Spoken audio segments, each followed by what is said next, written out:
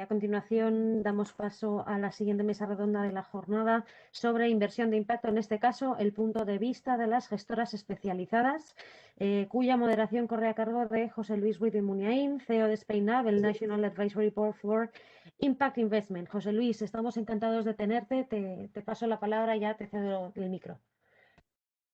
Un placer estar participando hoy en estas jornadas de SpainShift, de este curso de verano.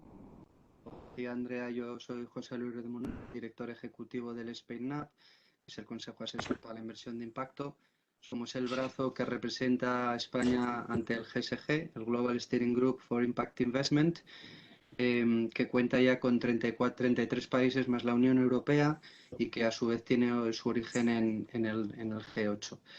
Entonces, bueno, antes de presentar a nuestros panelistas, ¿os parece? Yo quisiera hacer una breve introducción, un breve marco de lo que desde el SpainUp consideramos que es la inversión de impacto, ¿no? Nosotros nos basamos en el marco conceptual del IMP, que responde al Impact Management Project, y donde lo que se busca es lo que entendemos que es la inversión de impacto es una inversión que tiene una intencionalidad muy clara a contribuir a través de soluciones concretas a los grandes retos de la humanidad, ¿no? El IMP tiene, no obstante, tres clases de impacto que llamamos, el A, B y C. El A, que responde al Avoid, que vendría a ser la inversión responsable; el B, que responde al Benefit Stakeholders, que sería la inversión sostenible; y por último la C, que es la de Contribute to Solutions, contribuir a soluciones concretas, ¿no? Entendemos que la inversión de impacto ha de ser en mercados de capital nuevos o desabastecidos, tanto en colectivos en riesgo de exclusión o retos, y también muy importante, ha de ser capaz de proporcionar capital flexible. Capital flexible entendido por aquellos esquemas, aquellas inversiones que por el altísimo riesgo que pudiesen conllevar, pues podrían no atraer la atención o el interés de los inversores clásicos del sector privado. Y de ahí que puedan entrar esquemas como el capital catalítico u otro tipo de instrumentos.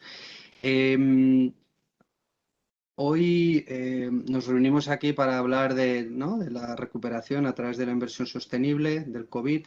Nosotros bueno, he estado viendo las intervenciones anteriores, tremendamente interesantes. Se ha hablado mucho del aspecto medioambiental. Nosotros estamos un poco desde el SpainUp preocupados también por el elemento social, porque es verdad que la parte medioambiental ha traído un interés enorme y totalmente válido, pero si algo ha puesto de manifiesto el COVID es la crisis social brutal que se ha generado y la necesidad de canalizar inversión y capital a dar solución no solo a los retos medioambientales, sino también a los retos sociales, ¿no? Esto se une además, como ya se ha mencionado, con la llegada de la regulación europea en materia de finanzas sostenibles. Ya tenemos en vigor la SFDR desde marzo, luego hablaremos respecto a los distintos artículos.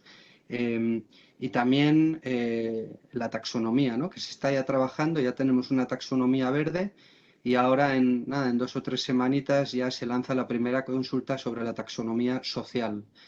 Nosotros queremos estar muy presentes porque, como decimos, no podemos descuidar el elemento social, ¿no? La S del ESG, parece que la E de Environment ya la tenemos trabajada, la gobernanza también, y pensamos que la parte social, bueno, pues todavía hay trabajo por hacer. Y ya, sin más, voy a dar paso a nuestro...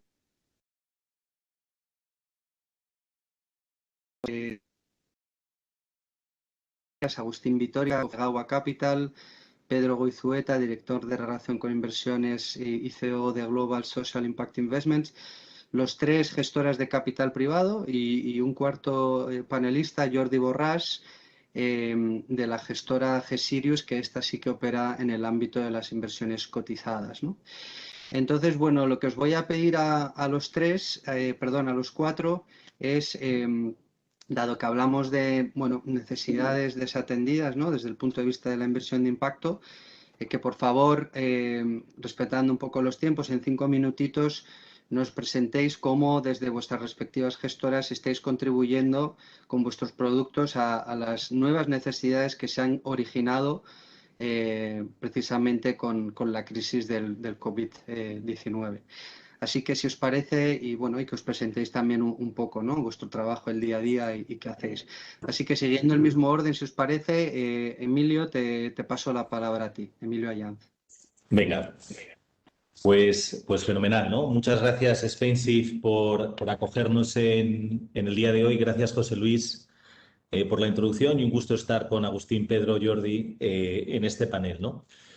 CREAS somos un fondo de impacto. La verdad es que llevamos tiempo haciendo camino en esto, ¿no? Empezamos allá por el año 2008 y luego, pues igual que sucede con muchas startups, poco a poco pues fuimos haciendo nuestro camino, creciendo en todos los ámbitos y en paralelo al crecimiento del sector, y hoy en día lo que hacemos es gestionar 30 millones de euros en un fondo fundamentalmente sponsorizado por un grupo de inversores que incluye al Fondo Europeo de Inversiones y al ICO y una serie de inversores privados pues bastante heterogéneo, ¿no? Pero todo es con la idea de poder aterrizar y demostrar que la inversión de impacto, esa integración entre el retorno financiero y el retorno social o medioambiental, es posible, ¿no? Claro, este año ha sido un año complejo.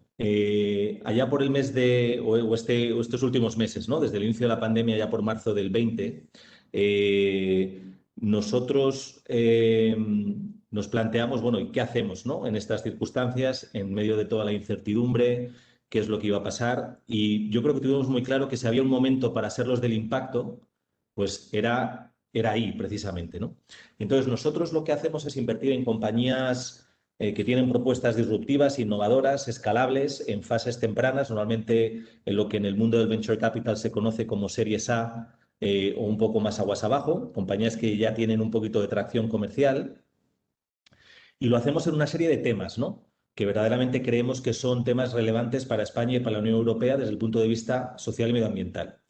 Entonces, en el contexto del COVID, lo que nos planteamos es que tenía sentido invertir y apoyar a compañías precisamente en ese momento de incertidumbre que estuvieran haciendo cosas que respondían pues, primero a lo que nos estábamos enfrentando con una gran crisis sanitaria que ponía el foco, desgraciadamente, en nuestros mayores, y luego en el mundo que nos íbamos a encontrar, ¿no? Algunos de los desafíos ya eran más que conocidos y otros simplemente se han acelerado, ¿no? Entonces, ahí, por ejemplo, pues 3 comentarios, ¿no? Uno es, invertimos antes del COVID en colegios, en una compañía que lo que busca es, a través de la formación de profesores, empoderarlos y permitir que se puedan reducir las tasas de abandono escolar. Compañía que ha sido golpeada duramente por el COVID al estar todos los colegios cerrados, etcétera, pero ahí lo que hicimos fue tratar de que esto sobreviviese, ¿no? Con lo cual fue un objetivo y un esfuerzo de que esta compañía, que tiene mucho sentido, pues pueda seguir adelante, y a día de hoy la hemorragia y el incendio está controlado y ahora estamos viendo a ver cómo podemos construir sobre las cenizas que han quedado, ¿no? Invertimos en medio de la pandemia en una compañía de cuidado de mayores, a domicilio, ¿no? Con una mirada muy integradora con el sistema de salud y tratando de empoderar y dignificar el rol del cuidador, que generalmente ni está bien pagado ni está bien formado, ¿no? Y esa es otra cosa que hicimos.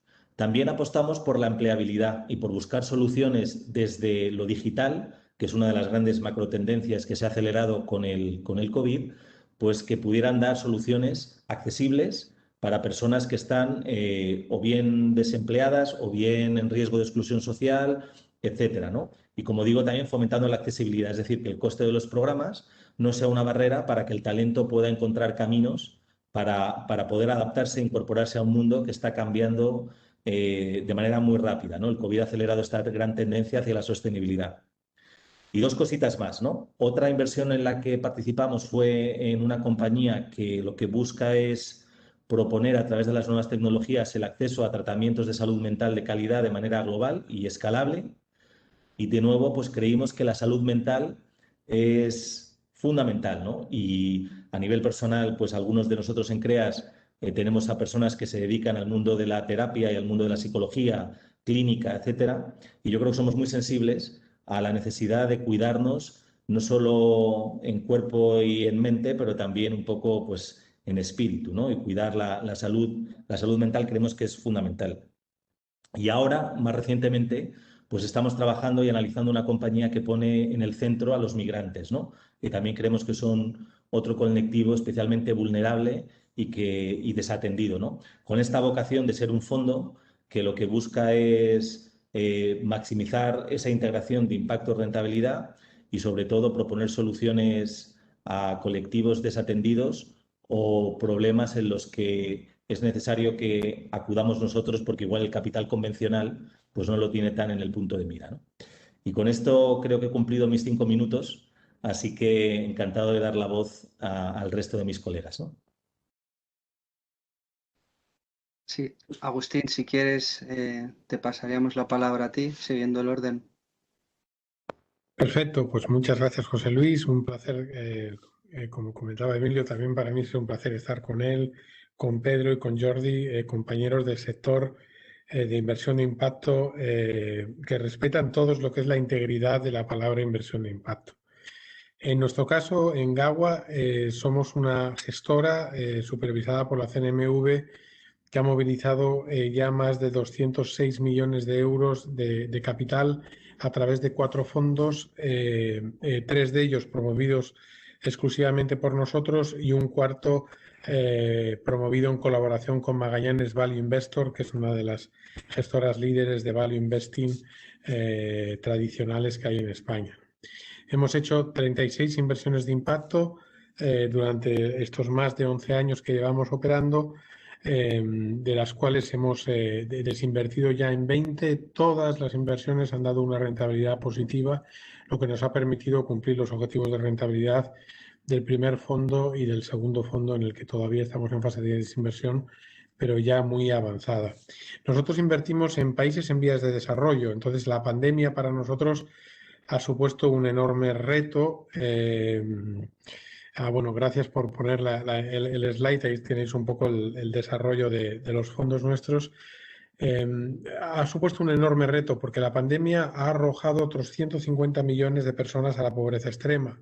El objetivo de DS1, conocido por todos, es erradicar la pobreza extrema, entendida como personas que viven con menos de $1.25, y donde estábamos en 650 antes de la pandemia, pues nos hemos puesto en 800 millones de personas. Adicionalmente, se han añadido otros 230 millones de personas a la malnutrición, superando ya los 1.000 millones de personas que están malnutridas, que está directamente relacionado en este caso con el ODS 2 de hambre cero.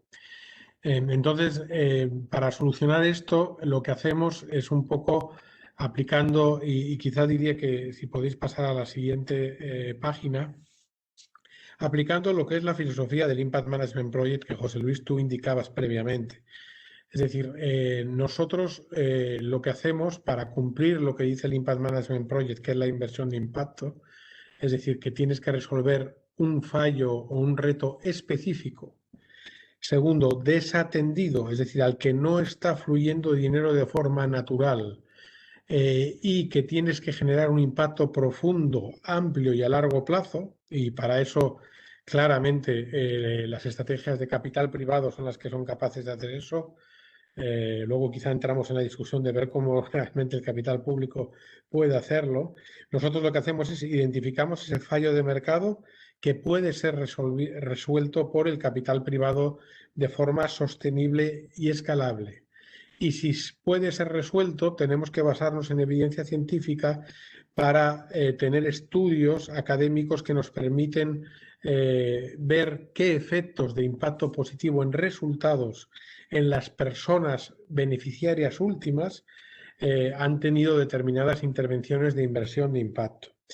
Luego lo que hacemos, lógicamente, es no solo medir, gestionamos el impacto activamente y lo maximizamos durante la vida de la inversión mediante recursos de asistencia técnica, que son recursos de donantes que vienen a complementar la inversión financiera para realizar una transformación de las empresas donde invertimos para que últimamente, en última instancia, se transformen también las vidas de los beneficiarios últimos y alcancemos esos resultados de impacto, ¿no? Que yo creo que es donde quizá diferencia la inversión de impacto más de la sostenible. La sostenible puede generar cambios vía engagement en las empresas, pero los inversores de impacto no nos conformamos con los cambios en las empresas, que son importantes.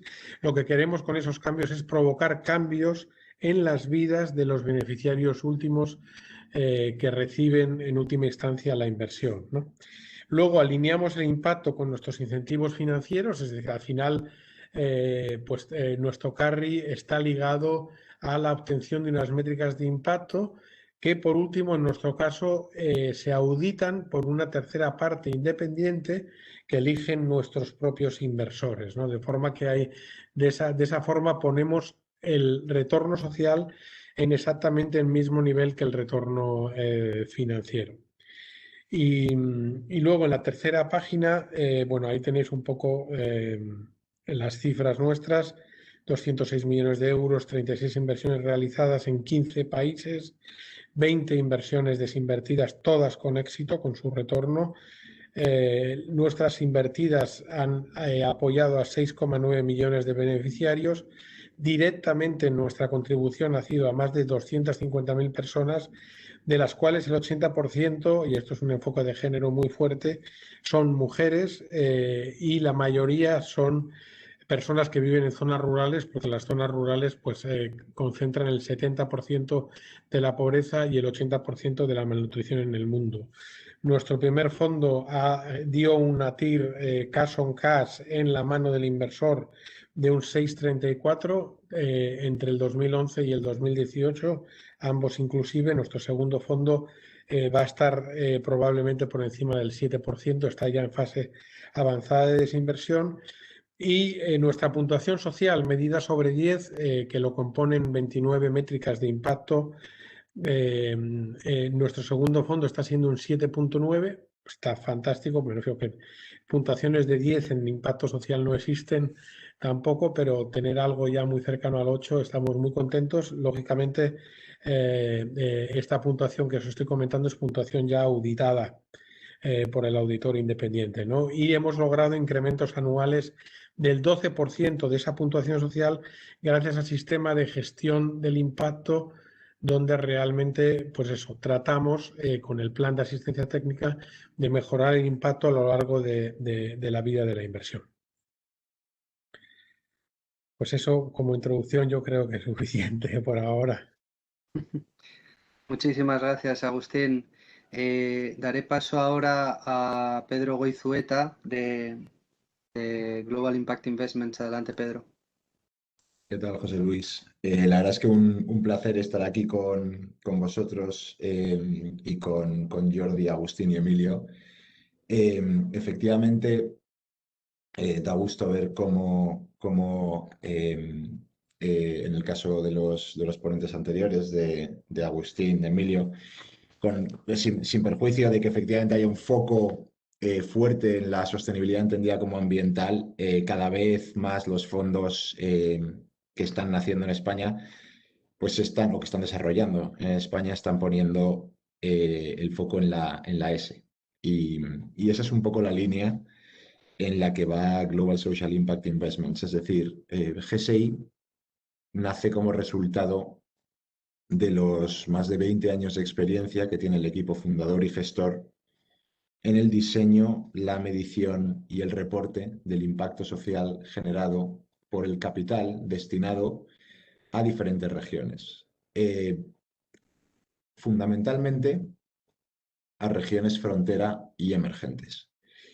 Como tal, y como resultado de esos 20 años de aprendizaje de los beneficios de la inversión de impacto, entendida como, muy bien decía Agustín, 50% de rentabilidad, 50% impacto social, las ventajas con respecto a la filantropía tradicional y el potencial de cambiar el mundo que tiene como añadido al concepto de inversión, GSI lanza en 2018 un primer fondo, GSIF, Global Social Impact Fund, que como todos los fondos que va a gestionar Global Social Impact, nacen con una problemática, como dice Agustín, un fallo de mercado, un problema que el fondo quiere contribuir a atacar, a solucionar.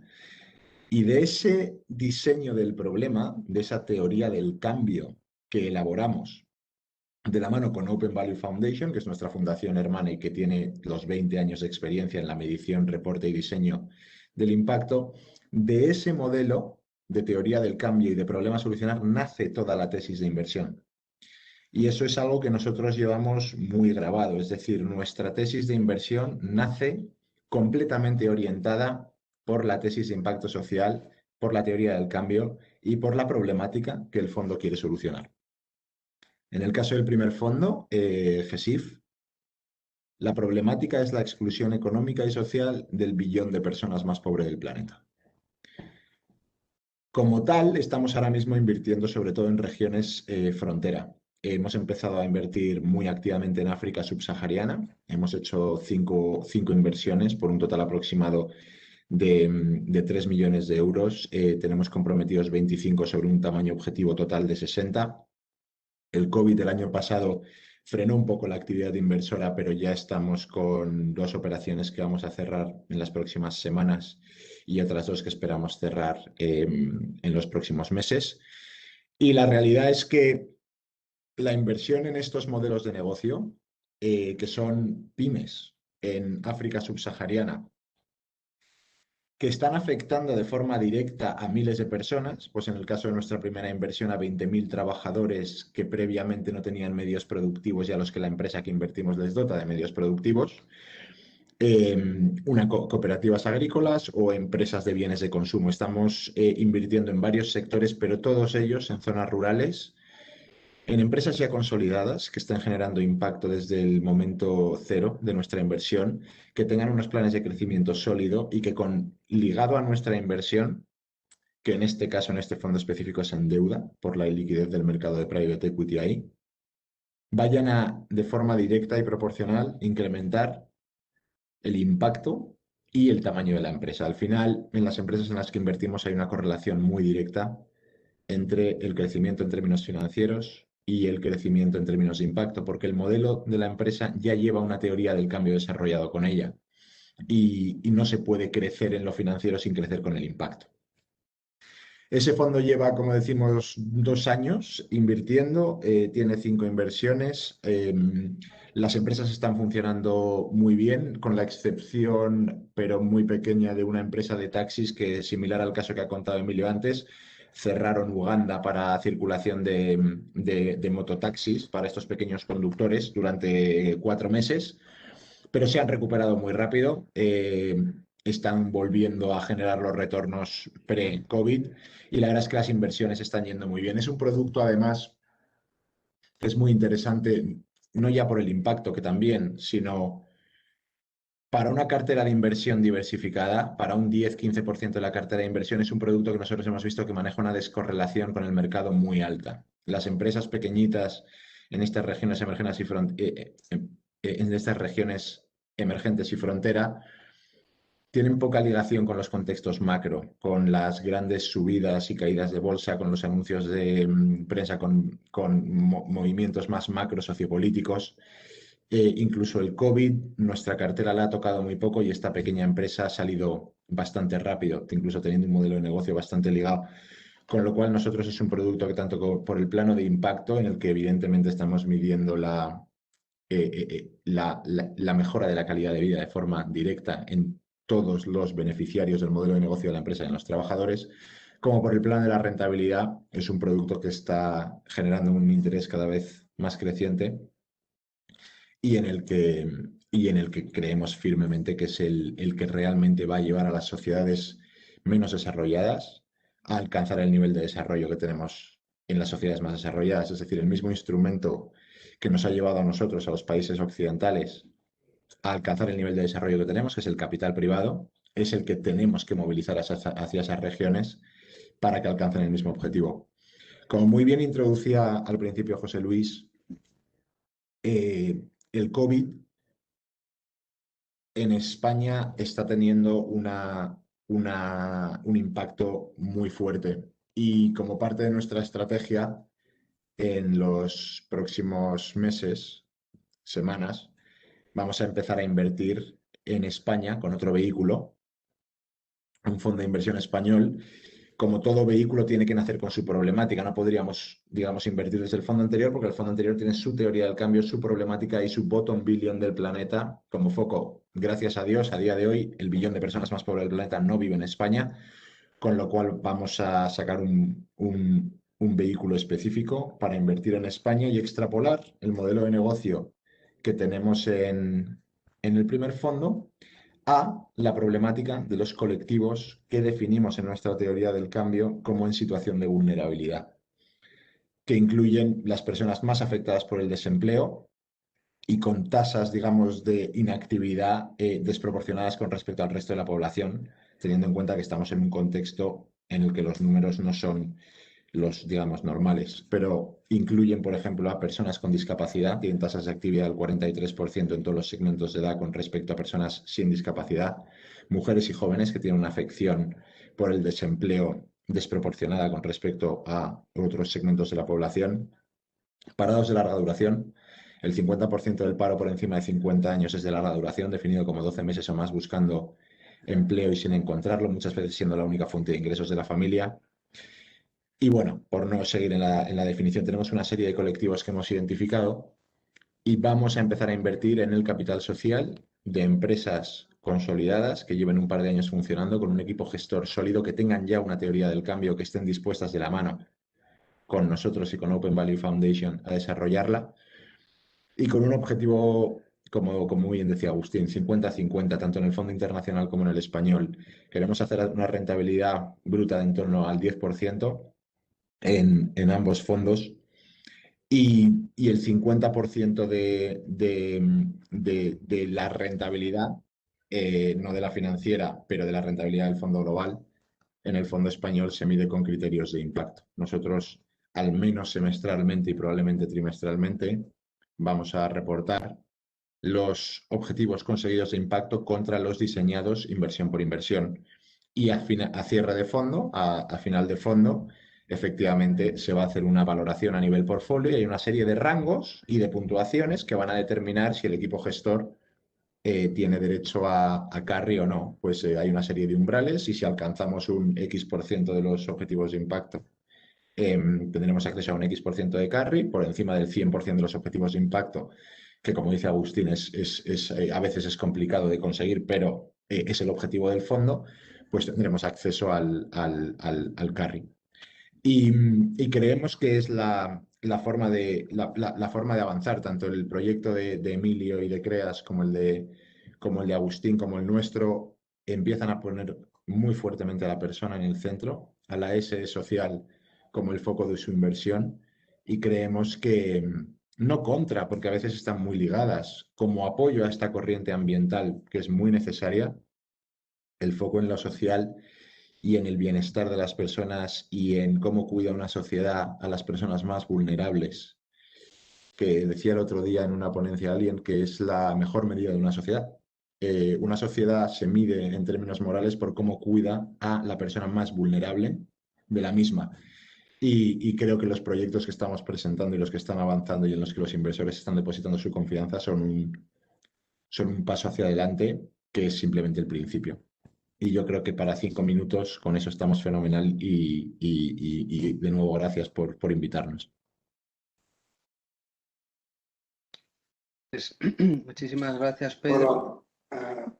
Y sí, Jordi, te iba a dar la palabra a ti y si te parece, como vamos un poquito justos de tiempo, incluso te voy a lanzar ya la primera pregunta que tenía prevista, ¿vale?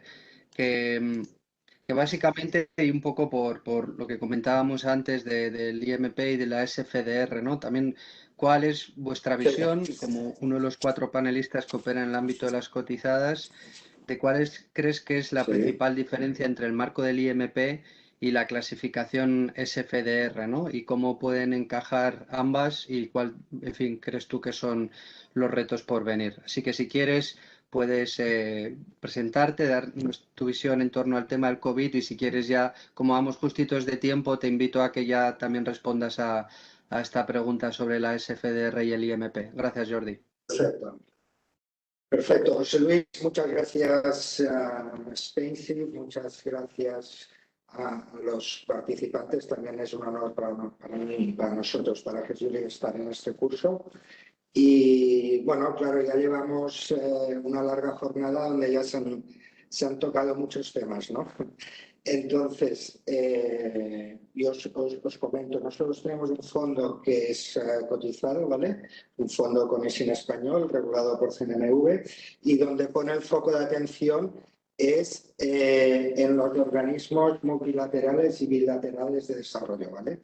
Además de las agencias financieras estatales, privadas, ¿no? Como comentaba Agustín, pues el capital privado pues es el que más puede contribuir a todo el tema de lo que es la inversión de impacto enfocada a temas sociales, pero es cierto que existen toda una serie de organismos que tienen por finalidad última el beneficio social, ¿no? Es decir, que nosotros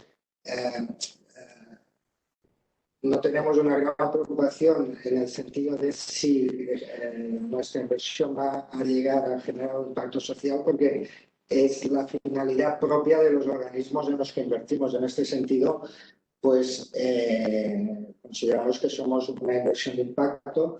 En la mesa anterior, pues nos hubiese gustado pues aportar pues muchos aspectos que se han comentado en cuanto a cotizadas, pero bueno, estamos encantados de estar en esta mesa porque, como ha señalado José Luis, todo está muy centrado en la E y la G, ¿no? Y nosotros desde el nacimiento del fondo pues nos quisimos centrar en el aspecto social, ¿no? Que es lo que hacemos, ¿vale? Este es un fondo de renta fija, ¿vale? Un renta fija mixta internacional. Esto quiere decir que el 70% están en emisiones de renta fija de este tipo de organismos. Tiene una corta duración, en la actualidad está por debajo de 2 años y por la naturaleza de estos organismos pues nos sale una calificación del 86% de las emisiones están en calificaciones AAA o AA o A, ¿no? Entonces, la parte de renta variable la enfocamos en lo que son empresas que desarrollan infraestructuras en países de bajo nivel de ingresos. Ha salido ya el tema de los países emergentes, ¿no? Son inversiones de impacto y que generen un beneficio social, pues donde hay más trabajo por hacer, pues en áreas emergentes, ¿no? ¿Qué hacemos? Acudimos a emisiones primarias de este tipo de organismos y luego pues hacemos la trazabilidad del destino que han tenido estas emisiones y cómo han contribuido pues lo vinculamos a los 17 ODS pues, de Naciones Unidas y luego los vinculamos pues, a las 169 metas que tienen estos, ¿no? Por no alargarme y centrar en el tema de la recuperación. Bueno, ahora estamos viendo aquí, este es un ejemplo de la trazabilidad que hacemos de las inversiones, ¿no? Tenemos pues todo el monte total de inversiones que hemos hecho, cómo se han distribuido a nivel de ODS y cómo se han distribuido a nivel geográfico. Pues vamos, pues que hay un impacto importante pues en la zona africana, como es obvio, pues en Sudamérica también y pues en zonas desarrolladas ya el impacto es menor, ¿no? Si puedes poner, por favor, para centrar y ir a la parte de la recuperación, la última. Esto es para enseñar esta, para centrar el tema y no irnos por las ramas, ¿no? El tema del COVID, cómo contribuye la inversión de impacto a la recuperación, ¿no? Tenemos que, para políticas de lucha contra todos los impactos del COVID, ¿vale? Hubo el año pasado un total de 31,6 billones, es decir, 31.600 millones de dólares dedicados a programas específicos para la recuperación, ¿no? De estos 31.000 millones, pues el 38% fueron emisiones emitidas por gobiernos, el 17% Fondo Monetario Internacional y el 10% instituciones financieras internacionales, ¿no? Y son estas aquí, en este segmento, en este nicho, donde nosotros acudimos y pues entendemos que contribuimos no solo a la recuperación, sino que realizamos una inversión de impacto. Ejemplos concretos, pues mira, el año pasado acudimos a la emisión mercado primario del IFFIM, ¿vale? Que este era captador de recursos para el programa COVAX de distribución de vacunas contra la COVID a países de bajo nivel de ingreso, ¿no? Todos aquellos países que no pudieron acceder pues, por recursos a la compra de vacunas. Este es un ejemplo para mí el que viene más claro ligado a este tema, ¿no? Como comentaba, me parece que ha sido Pedro al inicio, pues a través del European Investment Bank, pues oye, esta gente pues está desarrollando programas de residencias para refugiados, está realizando programas de educación a estos refugiados, hace un seguimiento pues, de todo lo que puede ser la reinserción pues, a estos colectivos y esta pues, es una medida de contribución a todo este tema, ¿no?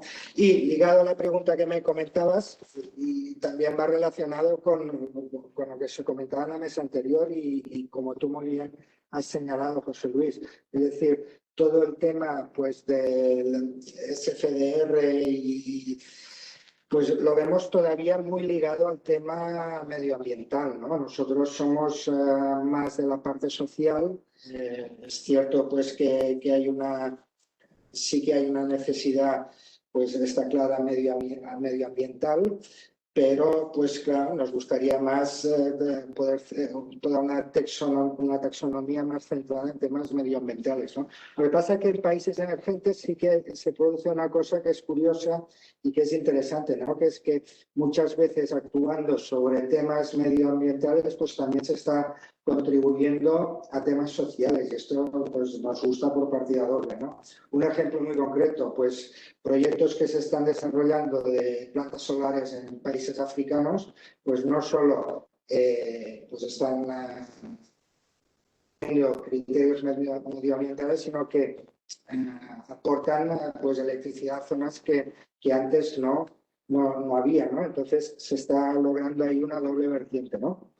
Y bueno, esto para nosotros damos una información cualitativa más que cuantitativa, que todo el tema de pues el SFDR pues va muy a lo cuantitativo, ¿no? Nosotros nos gusta ser más cualitativos. Por esto no sé si he respondido a tu pregunta, pero esta es mi aportación de momento.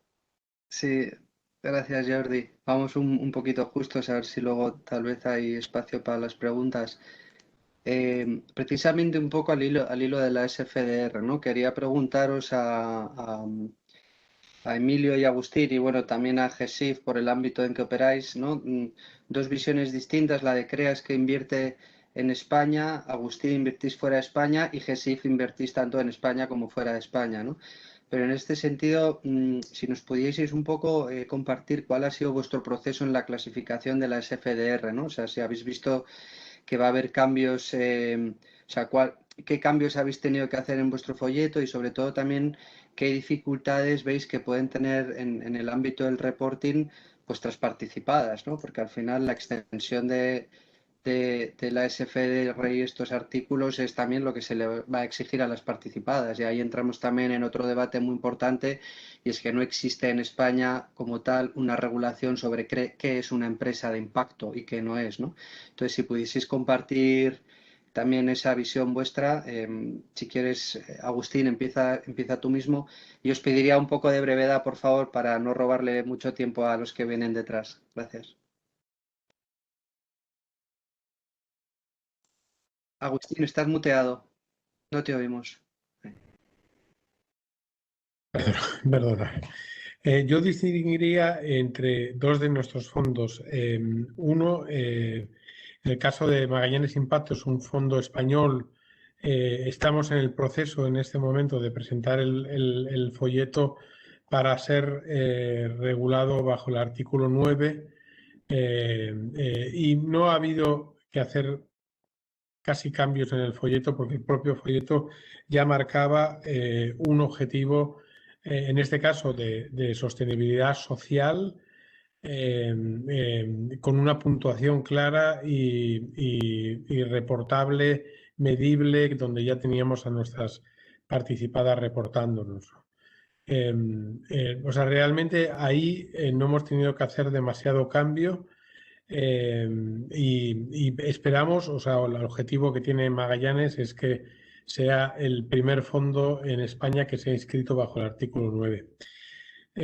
Respecto a nuestro otro fondo, que es Uruma, el fondo Uruma, que es un fondo regulado por la CSSF en Luxemburgo, el proceso en la CSSF fue anterior realmente a cuando lo está haciendo aquí la CNMV en España. Entonces, la CSSF lo que marcó es abrió un periodo de adaptación y visado express de los fondos, distintos fondos en Luxemburgo que tenían que regularse bajo la SFDR. En nuestro caso, Uruma es un FESE. Entonces, al ser un FESE, los cambios, o sea, lo que fue en el cuerpo del folleto, no hubo ningún cambio realmente, porque los propios FESES, por su naturaleza, ya están persiguiendo, más allá de un objetivo de sostenibilidad social, más allá de no generar impactos adversos, la propia naturaleza del FESE es que inviertes la mayor parte de tus inversiones en empresas que tienen como objetivo resolver un reto social, ¿no? Y luego, lógicamente, valoran los riesgos, pero es en lugar de ver los factores sostenibles como un riesgo, nosotros lo que vamos es directamente a resolver temas sostenibles y luego valorar los riesgos de que esa resolución no se puede hacer, ¿no? Entonces, lo único que ocurrió en ese caso es que añadimos el anexo que está en el borrador de Technical Reporting Standards que han emitido las autoridades europeas, y ese anexo se rellenó básicamente con cuerpo del propio texto e inmediatamente fuimos aprobados y visados bajo el artículo 9. Cierto, y me gustaría comentar aquí, José Luis, muy rápidamente, que lo que tenemos hasta ahora son autoclasificaciones. Es decir, ha salido mucho fondo bajo el artículo 9 que luego, cuando realmente haya que reportar y ver cómo has logrado ese objetivo específicamente social, habrá que ver realmente cómo los fondos de capital público son capaces de mantener esa clasificación, dado que su implicación en las participadas nunca puede ser igual que de los fondos de capital privado. Entonces, nosotros pensamos que en este campo posiblemente veamos varias retrocesiones al artículo 8 por parte de fondos públicos en el artículo 9. Pero bueno, ese ha sido nuestro proceso. Sí, que es interesante, Agustín. Y bueno, de hecho, hace un par de semanas teníamos este debate, ¿no? en el foro del SpainNav, y tú planteas un retroceso. Hay quien hablaba del artículo 9.b o incluso del artículo 10, ¿no? Entonces, bueno, desde luego es un planteamiento interesante. Emilio, vosotros que invertís aquí en España, no sé si habéis seguido el mismo proceso que Agustín, ¿cómo lo habéis vivido?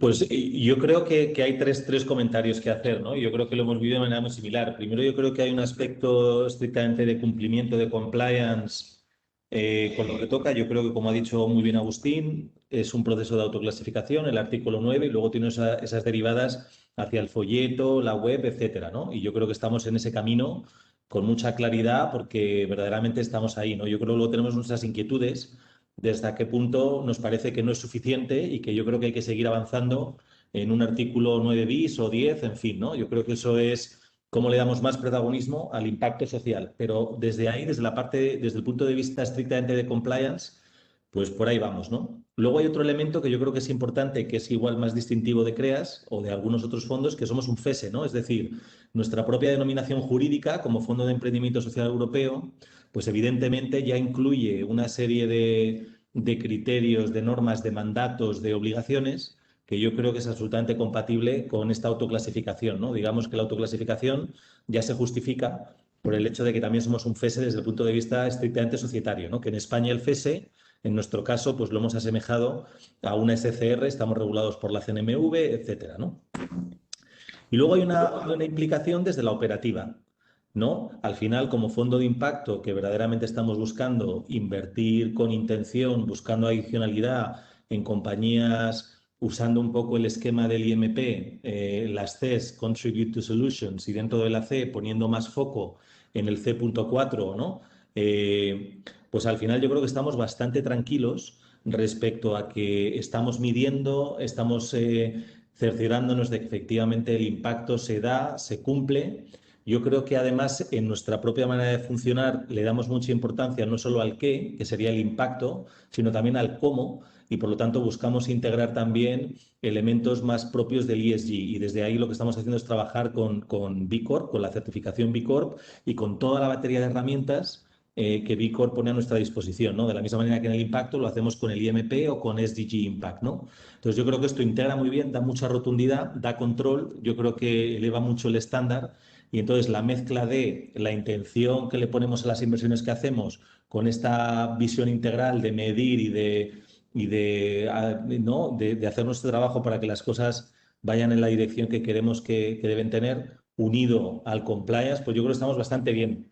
Dicho eso, pues dejo también el comentario de que es un buen primer paso, pero que hay camino, ¿no? Porque yo creo que esta regulación pues abre todavía incertidumbres y da pie a que sigamos empujando como sector, sobre todo los del impacto más puramente social, en que hay camino por delante que hay que seguir avanzando.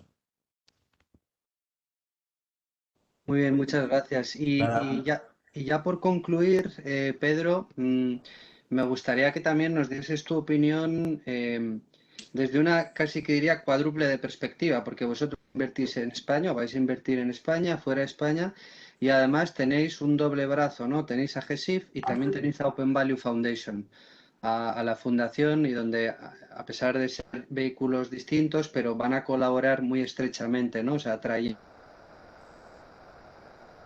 social a vuestras inversiones, ¿no? Entonces me gustaría también, bueno, no sé, un poco en el ámbito del SFDR, vosotros cómo lo habéis vivido y también de cara al futuro, ¿no? A esa taxonomía social que está por llegar, se abre la consulta en un par de semanas, en fin, ¿cómo lo veis y cuál sería vuestro planteamiento para que efectivamente la S pues no quedase descuidada en toda esta regulación que está llegando, ¿no? Sí, muy brevemente.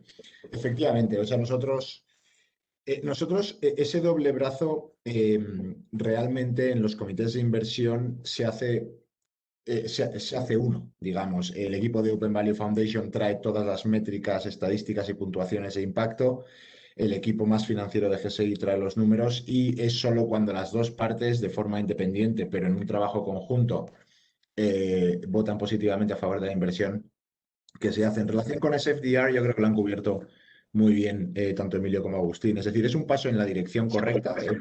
SFDR tiene el objetivo tanto de movilizar capital hacia inversiones más sostenibles como de empezar a trabajar contra el greenwashing y en menor medida contra el impact washing, porque no, esa es la parte en la que creemos que podría hacerlo un poco más. Pero la realidad es que SFDR, y preguntadas por los cambios en el folleto, reglamento y demás, para fondos como el nuestro, los cambios son muy pequeños. Ese no es el problema, porque ya hay realmente una forma de medir y demás. El problema viene más por lo que decía Agustín, porque se quedan un pelín cortos. Es decir, si asimilamos el artículo 9 a, digamos, la mayor categoría regulatoria de impacto y examinamos SFDR y el artículo 9, da la impresión de que SFDR está pensado más para fondos líquidos que puedan tener un índice de referencia, que ese índice de referencia esté alineado con el Acuerdo de París. y que tengan una serie de características, digamos, que no se prestan muy bien a las características que tienen los fondos de inversión de impacto, como definíamos antes, que nacen con una problemática en la cabeza, que invierten en activos ilíquidos, que tienen un tamaño objetivo limitado, porque no hay empresas, a lo mejor en España, para invertir 1 billón con la categoría de social. Y tocabais antes, efectivamente, que decíamos que no hay una categoría social definida en España, pero lo que decía Emilio antes, el Fondo de Emprendimiento Social Europeo, que es un reglamento europeo, el 346/2013, que está traspuesto en España, define lo que es una empresa social.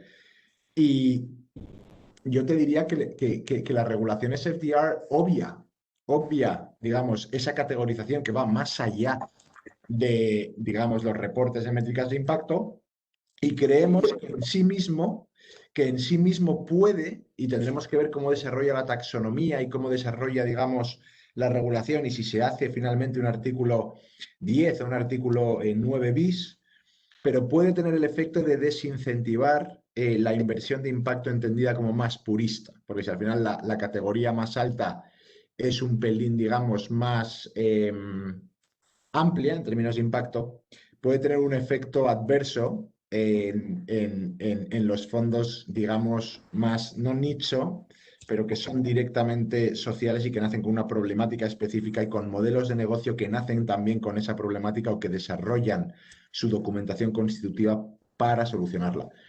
Entonces, dicho esto, los cambios en la documentación legal son muy pequeños porque realmente tienes que invertir en cosas buenas, no invertir en efectos principales adversos y contar cómo lo vas a reportar, pero la realidad es que hay 20 páginas más allá de lo que pide la regulación, que fondos como el de Agustín, el de Emilio o Global Social Impact ya tienen como parte de su ADN. Y lo voy a dejar ahí porque además creo que vamos bastante justitos, José Luis.